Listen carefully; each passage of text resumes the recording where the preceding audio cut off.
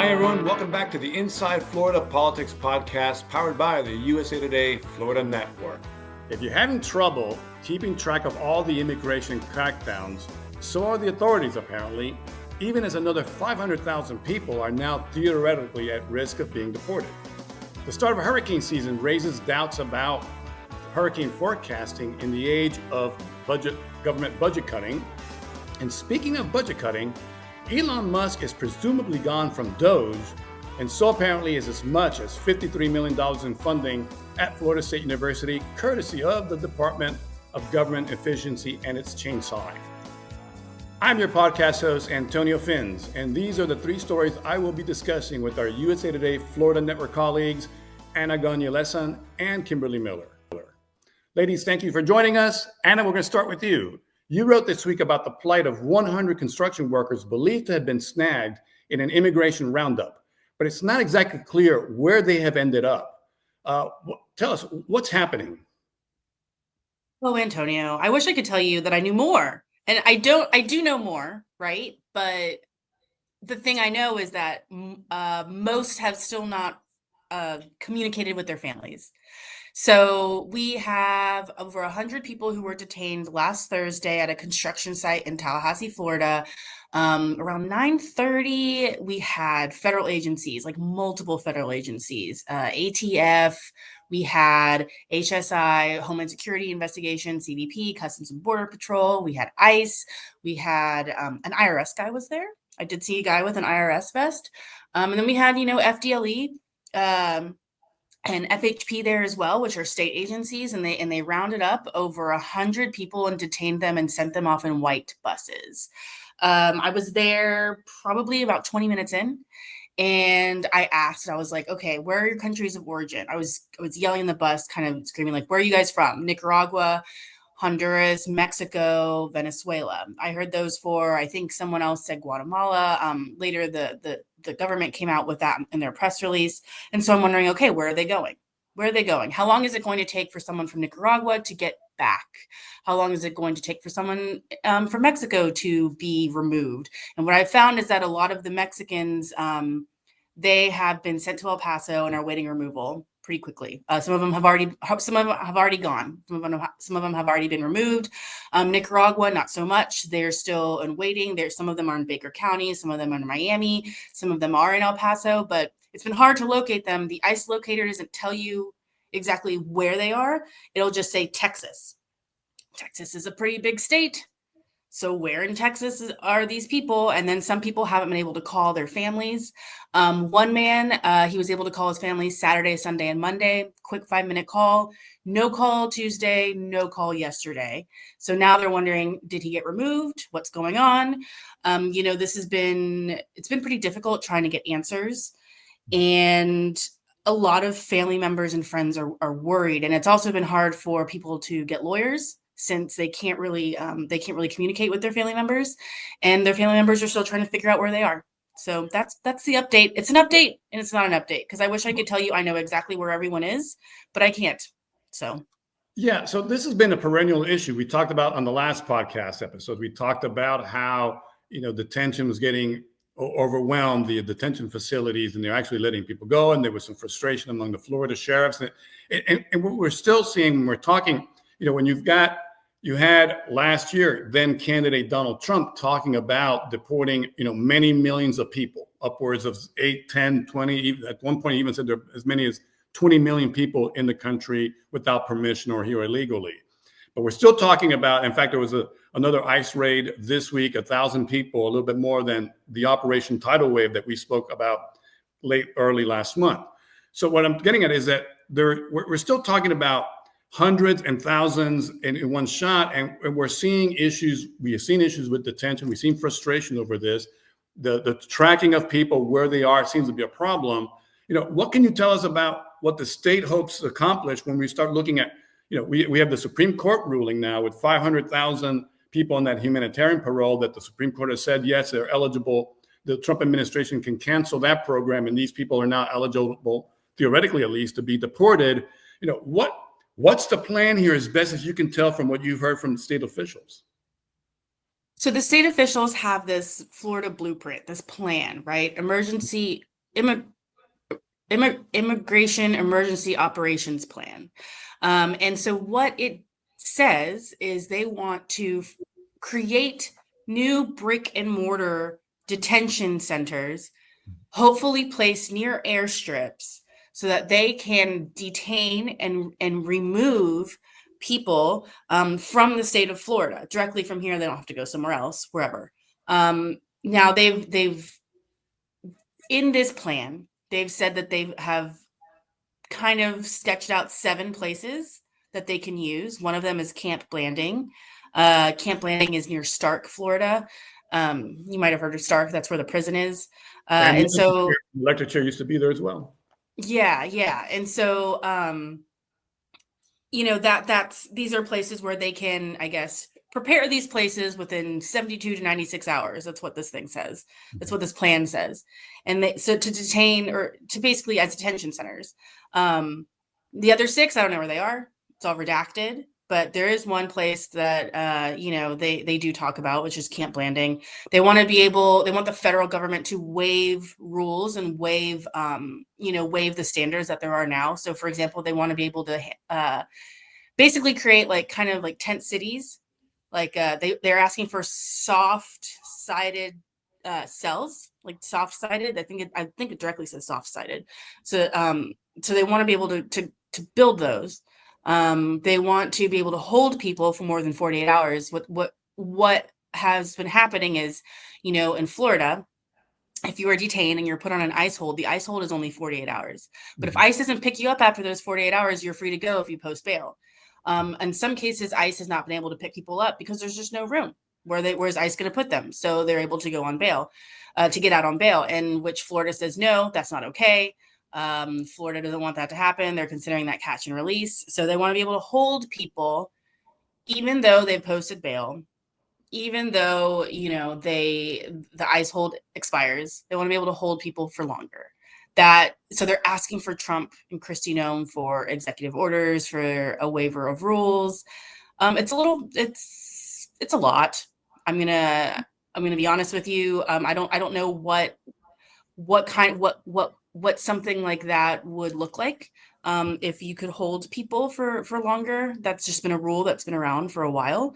So I don't know if they're going to be able to get there. But what I do know is that things that are happening across the country happen in Florida first.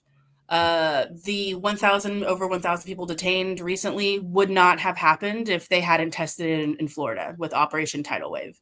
So I feel like we need to be paying attention to what's going on here in our own state, in our own backyard, because we'll see it, I don't know, in Colorado in 3 weeks. Well, here's as best as you can tell, when we're talking about, the past that 48 hours to actually that person then leaving on whatever trek back home to wherever they came from. In terms of state officials, have they said, how long they would be holding these people, what their expectation is that once, even after that 48 hours, how long it would be before their expectation is that person would be removed by the feds and then sent home? Are we looking at or are they talking about a permanent facility here where people are just kept on hold for really indefinite periods of time? Have they been clear on that? Of course not. Of course not. I think it just says longer. I think I don't know. I mean, okay. They're clear and they're not clear. I feel like their intentions are clear. What they wanted to do, what they want to do. All you have to do is just listen to the executive director of the State Immigration Enforcement Council, right? And he says he wants to detain and sort people and remove them. He says it himself. So I just take people at their word, right? Mm-hmm. I see what the words say on this plan. It says longer. I don't know what longer means, but that doesn't necessarily, I think I assume it might not be 56 hours. Let's just put it that way. I don't think it means that. Okay. Well, Anna mentioned the word emergency, and this time of year, when we think emergency, it has to do with a hurricane or something to do with the climate, given we're in the middle. We have just begun, actually, hurricane season 2025. We're joined here by Kimberly Miller, our expert in all things weather from the Palm Beach Post. Kim, at the outset of this season, we're going to talk about budget cuts and and hurricane forecasting preparedness in a second. But at this time last year, we were getting a lot of apocalypse type forecasts of La Nina and hot, warm oceans. What are we being told at the outset of this season? What are we told to expect in terms of a active or inactive hurricane season? Right, sure. Last season, we were apocalyptic. The waters were record warm. We had a La Nina that was typically allows more hurricanes to form. This year, and there was nothing to stop it. I remember interviewing one hurricane specialist. He's like, I don't know, maybe a volcano that can cool the atmosphere. This year, we're in a neutral phase of the ENSO, the El Nino Southern Oscillation. And that doesn't necessarily mean good, right? I mean, that means typically we get 2 to 3 more named storms during a neutral phase of ENSO. And the waters are warm, not record warm, but warmer than average. Right now in the tropical Atlantic and the main development region between Africa and the Caribbean, we have a lot of Saharan dust. So, and that's just typical this time of year. That is working to calm down anything that's trying to form in that area. That's where you get like the large Cabo Verde storms, like with Irma that we watched for 14 days track across the main development region before it hit us. So that right now is looking okay.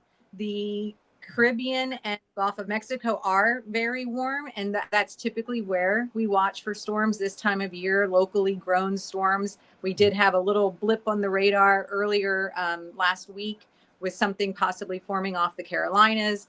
That did not pan out. So right now there's no hurricane formation expected over the next 7 days. So we have a bit of a break for now.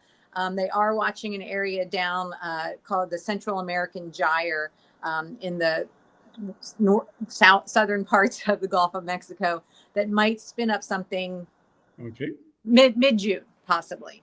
All right. So let's talk. We have a breather here. So let's talk about readiness, and particularly when it comes to hurricane preparedness.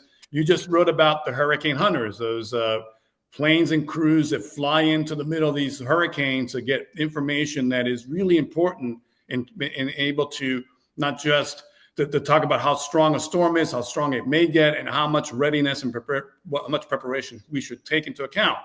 So what did you learn in the story about the readiness and the ability of the hurricane hunters to be able to do their job this hurricane season? So the Government Accountability Office, for the first time ever, did an audit of the Hurricane Hunter Program, NOAA and the Air Force Hurricane Hunter Program. So this came out in March. So this is previous to what we've been hearing about as far as the NOAA budget cuts potentially coming. So they were having issues prior to the current potential cuts. And what the Government Accountability Office found is that the hurricane hunters were missing missions because planes were breaking down. They didn't have enough staff. They missed missions in Idalia, Helene, Ernesto, Lee, and Dorian. And those were major storms. Helene was a category 4, right? Idalia was a category 4, and it was coming towards Tallahassee, and none of NOAA's hurricane planes were working. They have 2 Orions that are the ones, those are the propeller planes that are meant to punch through the storm. And they have 1 Gulfstream that flies above it. All 3 were down.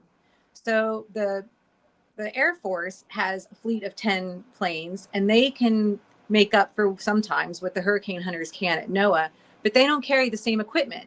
They don't have the Doppler radar, which is so important because it gives a 3D version of the storm, and you can see the winds and the rainfall. And that's critical for the National Hurricane Center and the hurricane forecasters.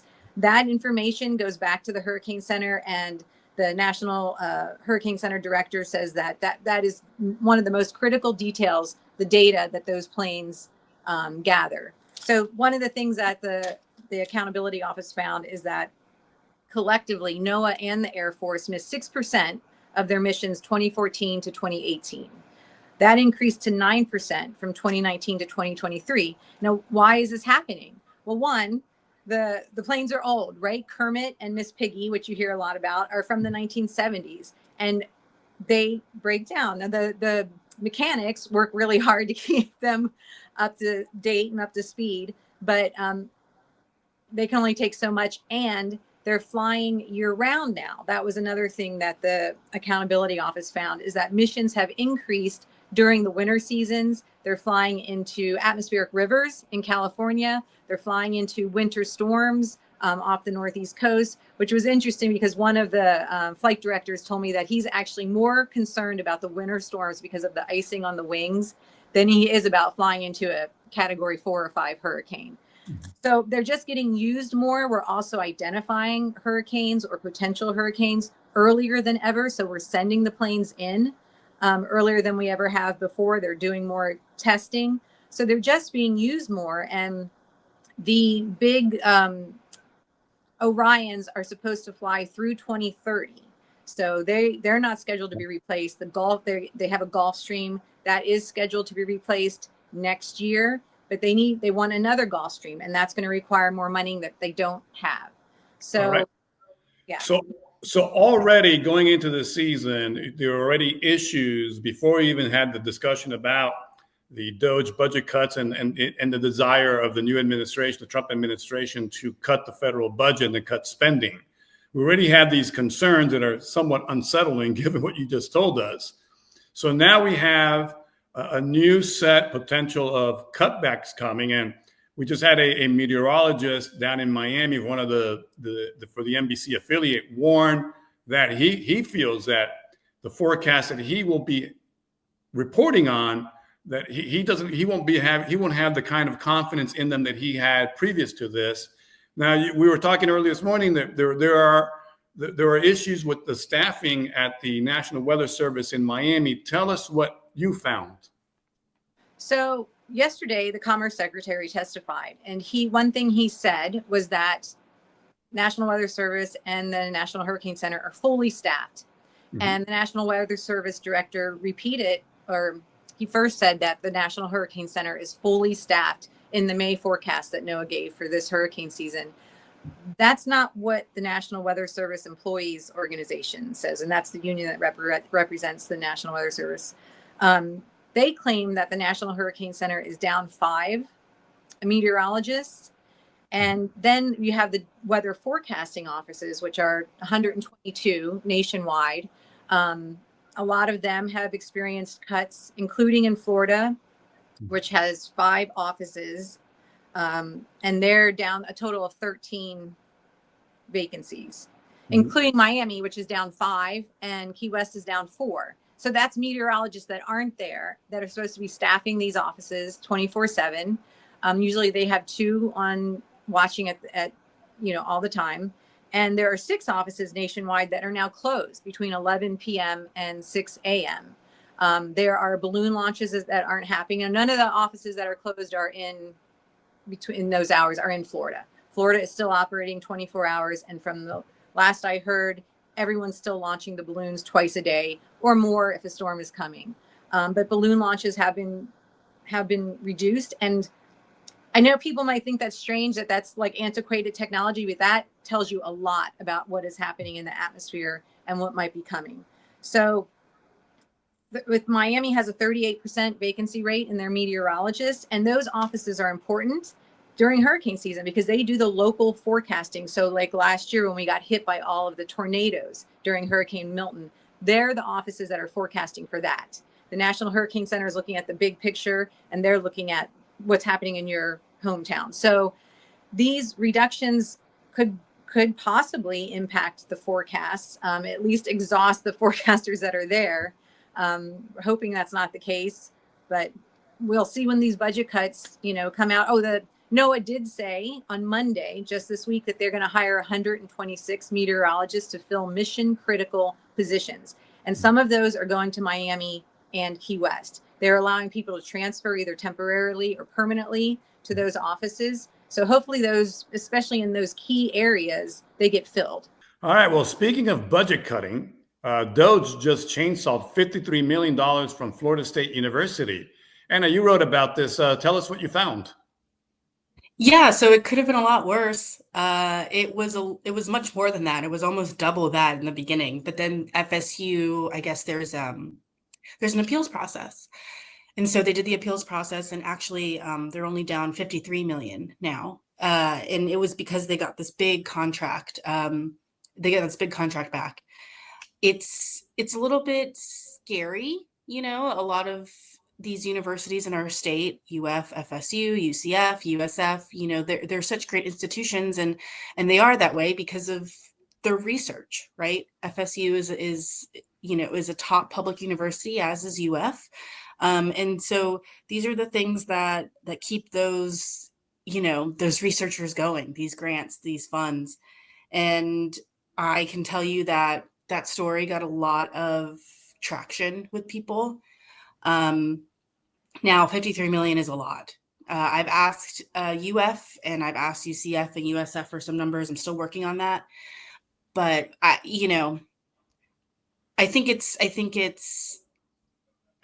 really something that we all need to be looking out for, especially if they lead to, you know, job cuts at universities.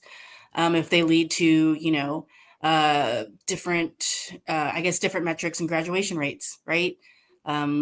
So I think it's. And Sorry, what was lost? What was lost? What was the funds? What would this money been used for? They didn't tell me that, Antonio. Okay. I asked. I was like, which funds were these? These funds came from a bunch of different federal groups. They came from, you know, the National Endowment of the Humanities. They came from the from NIH, from CDC. They didn't just come from one place. But the biggest grant, or the biggest chunk of funds, was this funding for HIV prevention. And that one was appealed, and I believe they were working on 10 other appeals a couple weeks ago. So we'll see if they get some more money back. All right. Well, we would ask Elon Musk, but he's gone now from DOGE, and in fact, this FSU funding cut may be one of the last salvos from the Musk era and the Trump administration's DOGE office, the acronym that stands for the Department of Government Efficiency.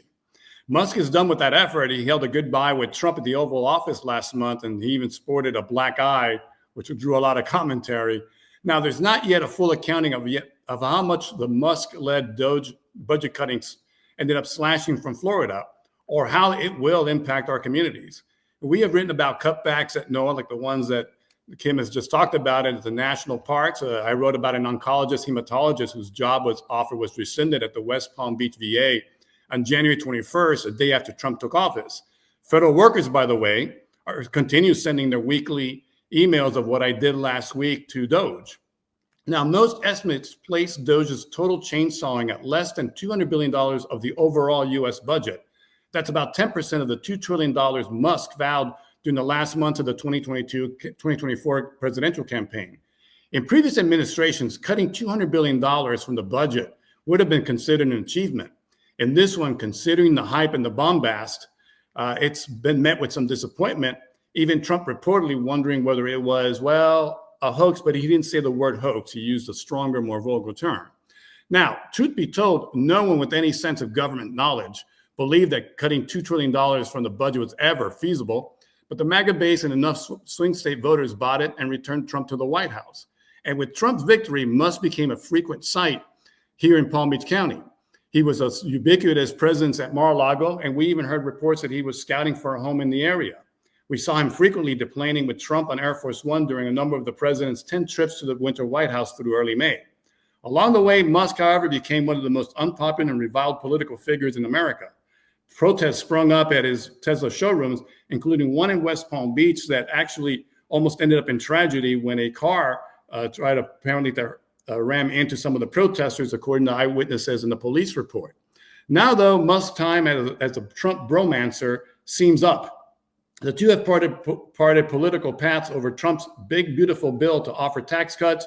Overall, the legislation is predicted to increase the federal deficit by $2.1 trillion.